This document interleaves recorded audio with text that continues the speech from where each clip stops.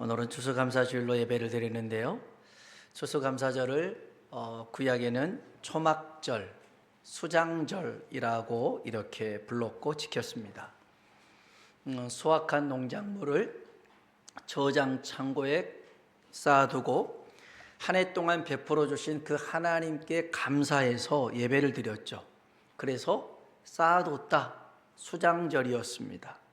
그리고 아무리 많은 것을 수확해서 저장했어도 우리는 이 땅에 나그네에 불과하다, 이것을 잊지 않도록 일주일 동안 들판으로 나가서요 초막을 짓습니다. 텐트입니다. 텐트에서 일주일 동안 지냅니다. 그래서 초막절이라고 그랬습니다. 그 소유에 마음 두지 않고 우리 인생은 하나님 것임을 고백하는 게 초막절이었죠. 그래서 추수감사절은 소유에 대한 감사가 아니고 소유할 수 있도록 은혜를 베풀어 주신 하나님께 감사하는 것입니다. 오늘 하나님께 감사하는 이 시간 되길 주의 이름으로 축복합니다. 저희 교회는 1년에 2번 성찬식을 합니다. 고난주간이 시작되어지는 종료주일과 그리고 추수감사주일에 성찬식을 합니다. 종료주일의 성찬은요, 시기적으로도 예수님께서 성찬을 행하셨던 그 기간이기도 합니다마는 주님이 떡을 주시고 잔을 주시면서 그 의미를 분명하게 말씀하십니다. 이 떡은 너에게 주는 영생의 떡이고 이 잔은 너희의 죄사함을 위해서 흘리는 나의 피다 라고 하시면서 십자가의 고난이 우리의 구원됨을 일러주기 위해서 주님이 성찬을 행하셨습니다. 또 추수감사주일의 성찬은요, 우리 인생의 추수기가 있습니다.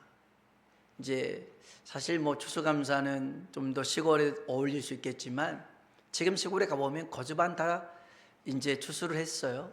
우리 인생에도 추수기가 있습니다. 그때에 우리가 저 천국에 들어갈 수 있는 은혜가 오직 예수 그리스도뿐임을 다시 한번 강조하기 위해서 이렇게 추수감사주일날 성찬식을 하게 됩니다. 제가 일전에 그 전도폭발이라는 그 프로그램이 있어요.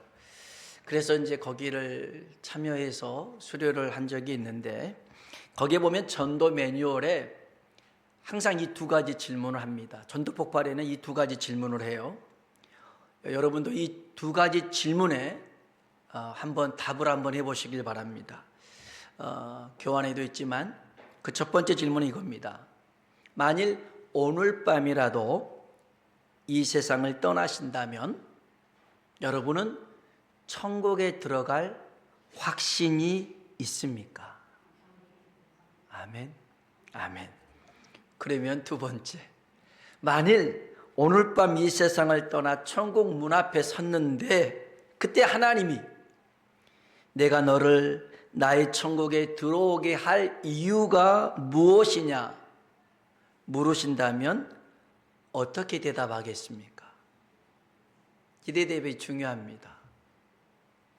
답은요, 예수님께서 나의 죄를 위하여 십자가에 죽으시고 부활하심을 믿음으로 천국에 들어가는 것입니다. 천국에 들어가는 것은 우리 어떤 공로나 어떤 수고에 있지 않습니다. 그런 자격이 우리에게는 있지는 않죠.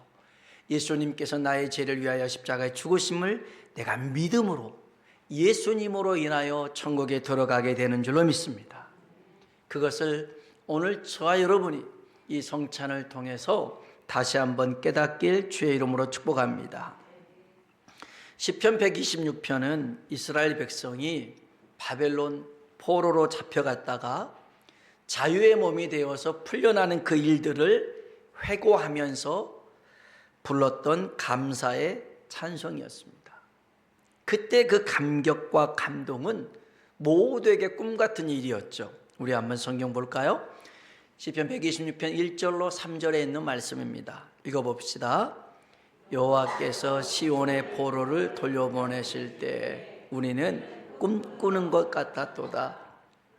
우리 입에는 웃음이 가득하고 우리 혀에는 찬양이 찼었도다. 그때 문나라 가운데 말하기를 여호와께서 그들을 위하여 큰 일을 행하셨다 하였도다. 여호와께서 우리를 위하여 큰 일을 행하셨으니 우리는 기쁘도다. 아멘, 아멘. 하나님께서 우리를 위해서 큰 일을 행하셨더라는 거예요. 여러분에게도 이런 일이 있길 주의 이름으로 축원합니다. 영원토록 바벨론 포로로 있을 줄 알았는데 하나님께서 약속하신 대로 70년이 되어지니까 고레스라는 사람을 통해서 이스라엘 백성들을 풀어줍니다. 그렇게 해서 하나님의 언약을 성취하는 것이죠. 너무 기뻤습니다. 그때를 생각하면 감격이 벅차올랐습니다. 그런데 이것은 이스라엘 포로 귀환에 관한 이야기만 아닙니다. 우리들 얘기입니다. 죄로 인하여 마귀의 종이로 살다가 그 속박 아래에서 이제 영원한 형벌 가운데 살 수밖에 없는 우리를 위해서 하나님이 약속하신 것이 있습니다. 하나님이 정하신 그때에 그 아들 예수 그리스도를 이 땅에 보내셔서 우리 죄를 대신 지고 십자가에서 죽으심으로 우리를 죄에서 자유케 하신 줄로 믿습니다. 그리고 예수 그리스도를 믿음으로 저 천국에 영원토록 살게 하신 줄로 믿습니다. 갈라디아서 4장 4절에 보니까요, 한번 봅시다. 읽어볼까요? 때가 참에 하나님이 그 아들을 보내사 여자에게서 나게 하시고 율법 아래에 나게 하신 것은, 아멘, 때가 참에, 그게 무슨 때입니까? 하나님이 정해 놓으신 약속의 때가 될 때에 하나님이 그 아들 예수님을 보내주셨더라는 겁니다. 그래서요, 히브리서 2장 14절 15절에 있는 말씀입니다. 읽어볼까요? 자녀들은 혈과 육에 속하였으며 그도 또한 같은 모양으로 혈과 육을 함께 지니심은 죽음을 통하여 죽음의 세력을 잡은 자 곧 마귀를 멸하시며 또 죽기를 무소함으로 한평생 매여 종노릇하는 모든 자들을 놓아주려 하심이니, 아멘. 예수님께서 육신을 입고 이 땅에 오신 것은 한평생 동안 마귀에게 매여서 죄 가운데 그 두려움 속에 살아가는 우리를 자유케 하시려고 예수님이 이 땅에 오신 줄로 믿습니다. 여러분, 하나님 은혜 가운데 가장 큰 은혜는 우리를 죄에서 구원해 주신 은총인 줄로 믿습니다. 그래서 이게 제일 커요. 제사함의 은총, 이 구원의 기쁨, 오늘 우리들에게도 회복되어지길 주의 이름으로 축원합니다. 다윗 왕이 밧세바를 범했을 때 그로 인하여서 나단 선지자를 통하여 하나님이 그를 꾸짖습니다. 하나님 앞에 회개합니다. 그때 다윗이 가장 두려워했던 것이 뭐냐? 하나님, 내게 구원의 기쁨을 회복시켜 주옵소서. 범죄하고 나니까 구원의 기쁨이 사라져 버리더라는 거예요. 그래서 즐거워하는 마음도 없고 자원하는 마음도 없고 하나님을 사랑하는 마음도 없었어요. 그래서 구원의 기쁨을 회복해달라고 기도합니다. 사울왕은요, 범죄한 것을 하나님이 지적했을 때 아이고, 그래도 내 왕의 자리를 계속 유지하게 해주세요 라고 했습니다. 근데 다윗은 왕의 자리가 아니었어요. 내 안에 구원의 기쁨이 회복되게 하여 주옵소서. 이게 우리에게 주시는 가장 큰 은혜라는 것이죠. 여러분, 하나님은 이스라엘 백성을 자유케 하려고 놀라운 계획을 세우셨듯이 우리를 죄에서 자유케 하기 위하여서 놀라운 계획을 세우셨는데 이가 바로 예수 그리스도인 줄로 믿습니다. 그래서 예수님은 하나님의 계획이고 하나님의 성취라는 거예요. 이 예수를 믿는 자에게는 하나님의 놀라운 계획이 이루어지게 될 줄로 믿습니다. 이 시편 126편의 이야기는 언약의 성취에 관한 말씀이죠. 근데 이 언약이 시간이 돼서 저절로 이루어진 게 아니더라는 것입니다. 하나님의 언약은 어떻게 해야 이루어지느냐? 한번 따라 합시다. 울며 씨를 뿌려야 된다. 아멘. 하나님의 약속이 그냥 되어지지는 않더라는 거예요. 울며 씨를 뿌릴 때 반드시 기쁨의 열매를 거두게 될 줄로 믿습니다. 시편 126편 5절로 6절에 있는 말씀을 같이 한번 읽어볼까요? 눈물을 흘리며 씨를 뿌리는 자는 기쁨으로 거두리로다. 울며 씨를 뿌리러 나가는 자는 반드시 기쁨으로 그 곡식단을 가지고 돌아오리로다. 아멘, 아멘. 눈물을 흘리며 씨를 뿌리는 자는 기쁨으로 거둔답니다. 울며 씨를 뿌리러 나가는 자는 반드시 기쁨으로 그 곡식단을 가지고 돌아오게 될 줄로 믿습니다. 그러면 우리가 울면서 씨를 뿌려야 될 게 뭐가 있느냐? 첫 번째로는 여러분 기도의 눈물을 뿌려야 될 줄로 믿습니다. 하나님은 눈물에 약하시거든요. 눈물에 약하셔. 그래서 한나가 하나님 앞에 눈물로 기도하니까 사무엘을 선물로 주셨어요. 얼마나 울었는지 몰라요. 성전에 나가서 막 울었어요. 그러니까 하나님이 사무엘을 주셨어요. 히스기야가요, 너 죽는다는 그 말을 듣고 얼굴을 벽으로 향하면서 많이 울었어요. 막 울었어요. 뭐 왕도 상관없고 나이 먹은 남자도 상관없고 그냥 하나님 앞에 울었어요. 그랬더니 그 생명을 15년이나 연장시켜 주셨어요. 울면 됩니다. 여러분 다윗은요 눈물이 많은 사람이었어요. 어려운 일이 있을 때마다 하나님 앞에 나와서 눈물로 기도를 했습니다. 다윗은요 하나님께는 눈물을 담는 병이 있다라는 것을 알았어요. 여러분 아십니까? 하나님은요 우리의 눈물을 담는 병이 있어요. 시편 56편 8절 한번 봅시다. 같이 읽어볼까요? 나의 유리함을 주께서 계수하셨사오니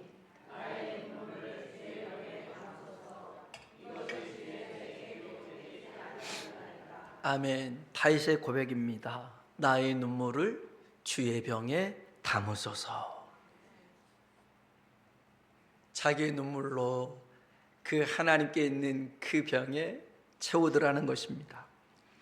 사도 바울 이후로 가장 위대한 그리스도인이라 불리는 어거스틴이 있습니다.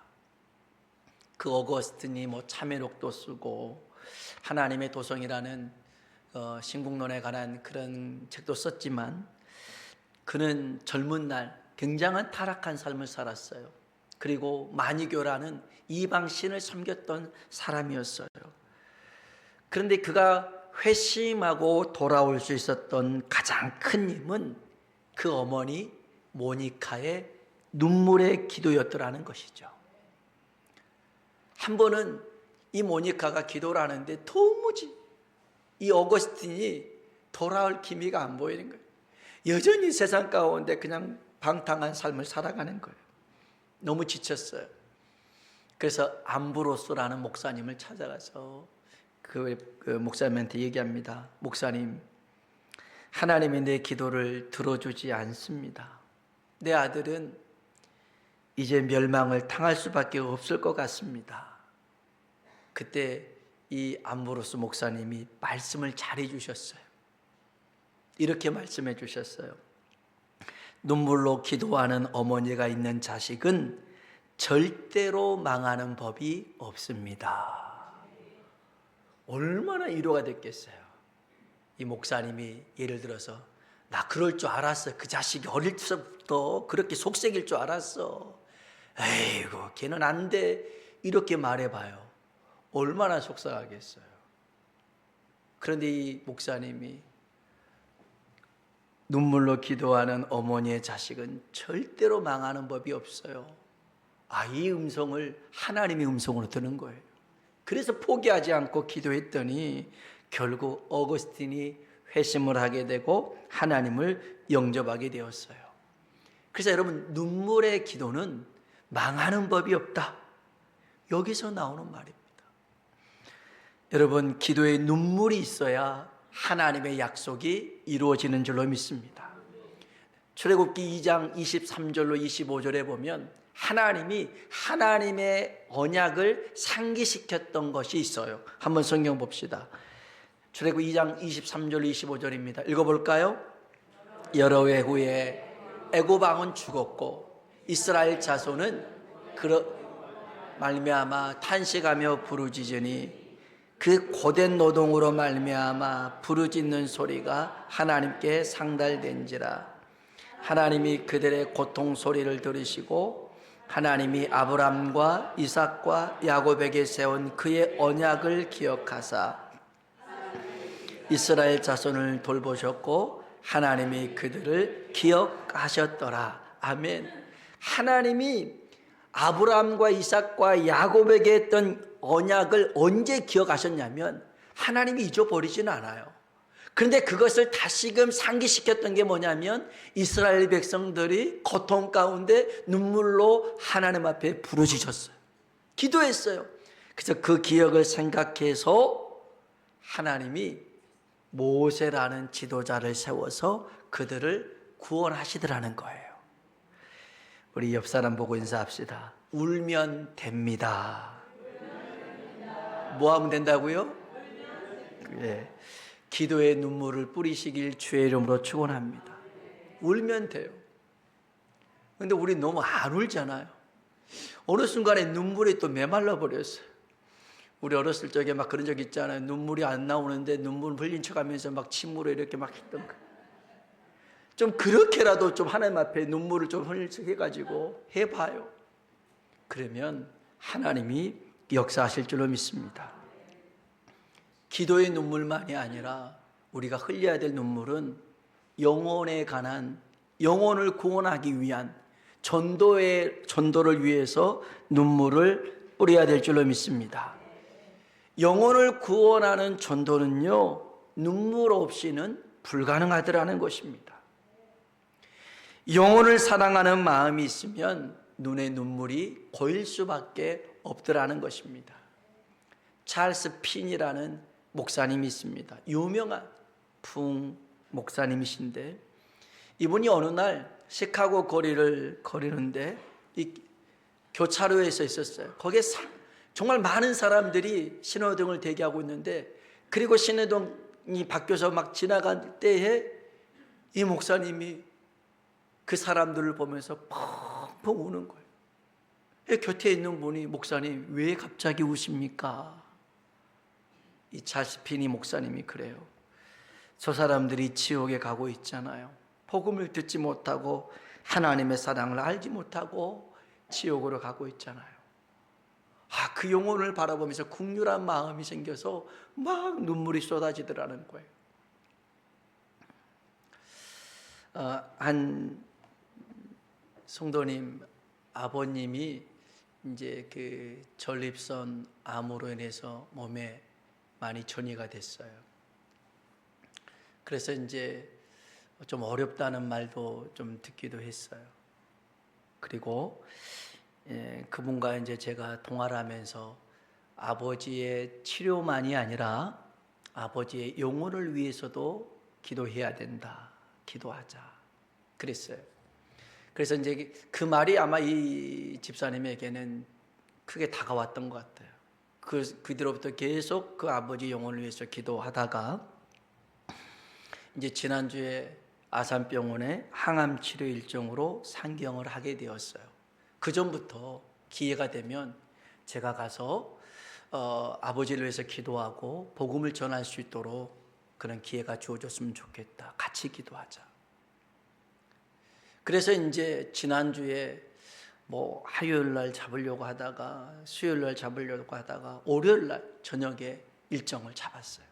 수요일부터 항암 치료인데. 근데 그 전부터 막 이것을 놓고 기도하기 시작했죠.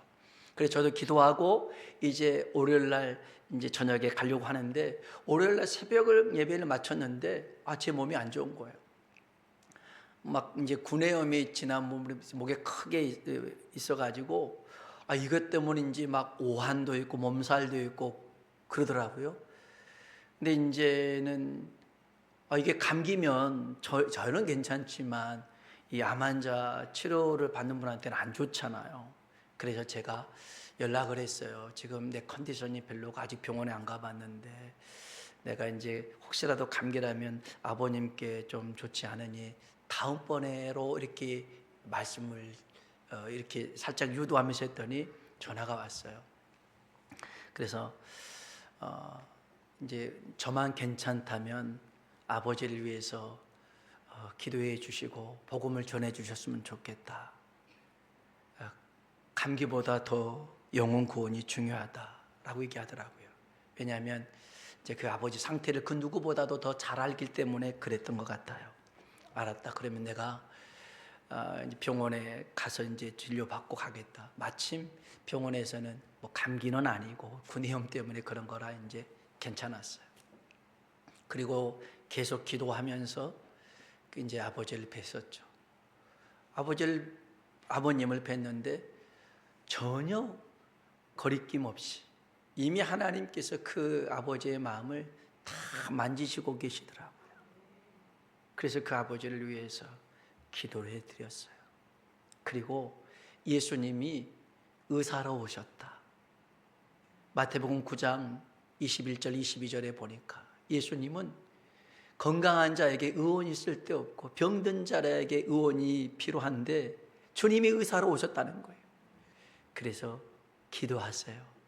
예수님, 나의 몸을 고쳐주시고 마음을 고쳐주시고 영혼을 고쳐주십시오.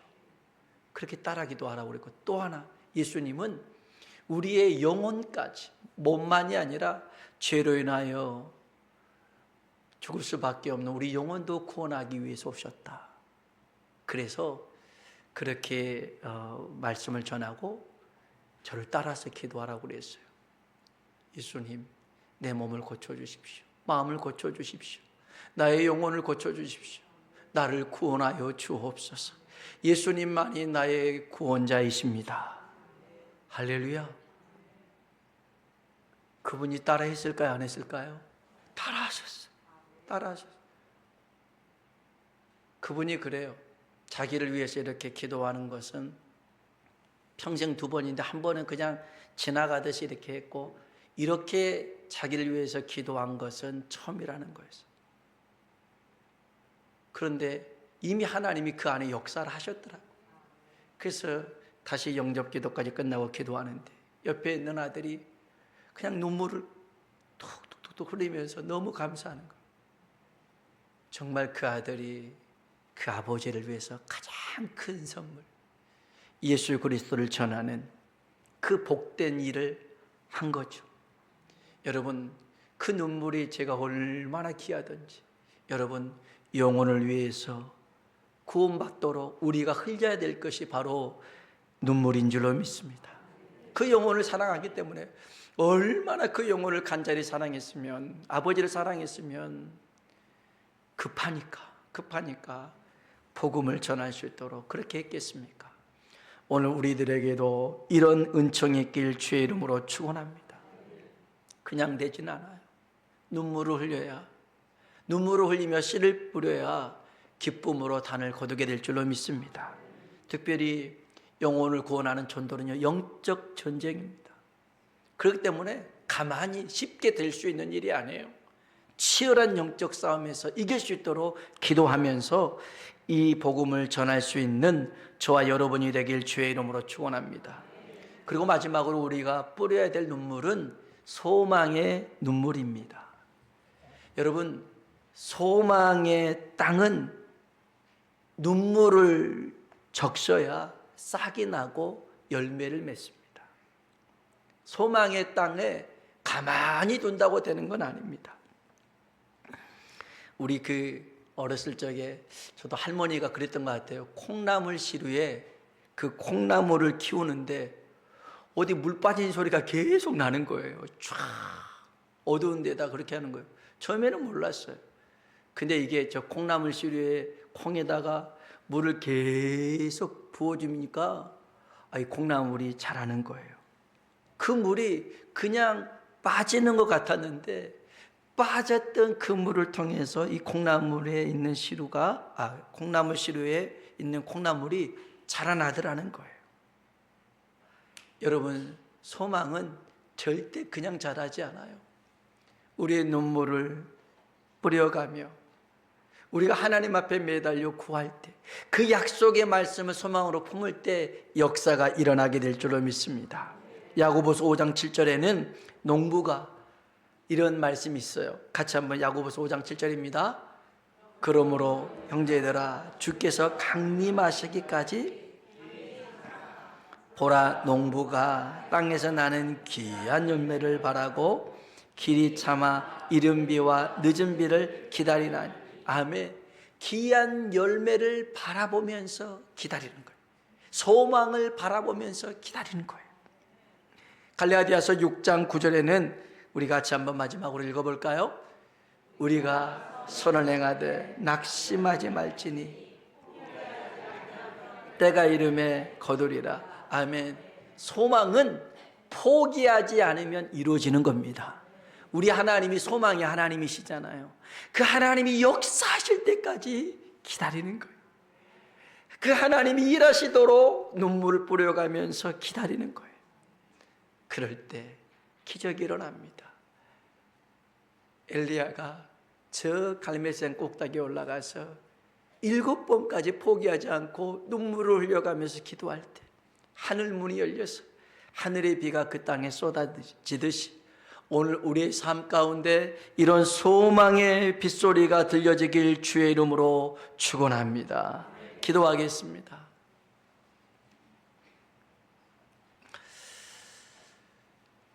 어느 순간부터 우리 안에 주님을 향한 처음 사랑, 첫사랑이 식어져 버리고 구원의 감격의 눈물도 말라져 버리고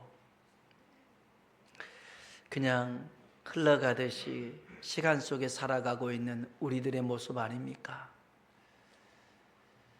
오늘 우리들에게 하나님께서 놀라운 큰 일을 예배해 두셨는데 그것을 이룰 수 있는 것은 울며 씨를 뿌리는 겁니다. 사람들이 울지도 않고 씨를 뿌리지도 않으면서 열매만 바라보고 있습니다. 하나님은요, 심는 대로 거두시는 하나님이십니다. 그래서 뿌려야 됩니다. 씨를 뿌려야 됩니다. 기도하면서 눈물의 씨앗을 뿌려야 됩니다. 영혼을 구원하기 위하여 눈물을 뿌려야 됩니다. 하나님의 소망이 이루어지도록 눈물을 뿌려야 됩니다. 우리 이 시간 기도할 때 하나님, 메말라버린 나의 눈에 눈물이 회복되게 하여 주옵시고, 하나님 다시금 주님 이 구원의 기쁨과 감격 속에 하나님의 일하심을 바라보며 나아가는 우리가 되게 하여 주옵소서. 특별히 하나님 우리의 가정, 믿지 않는 부모 형제 자녀를 구원하여 주시옵소서. 올해가 가기 전에 반드시 열매 맺고 결실되도록 역사하여 주옵소서. 우리 주님이라 한번 부르고 기도하겠습니다. 주여, 하나님 아버지,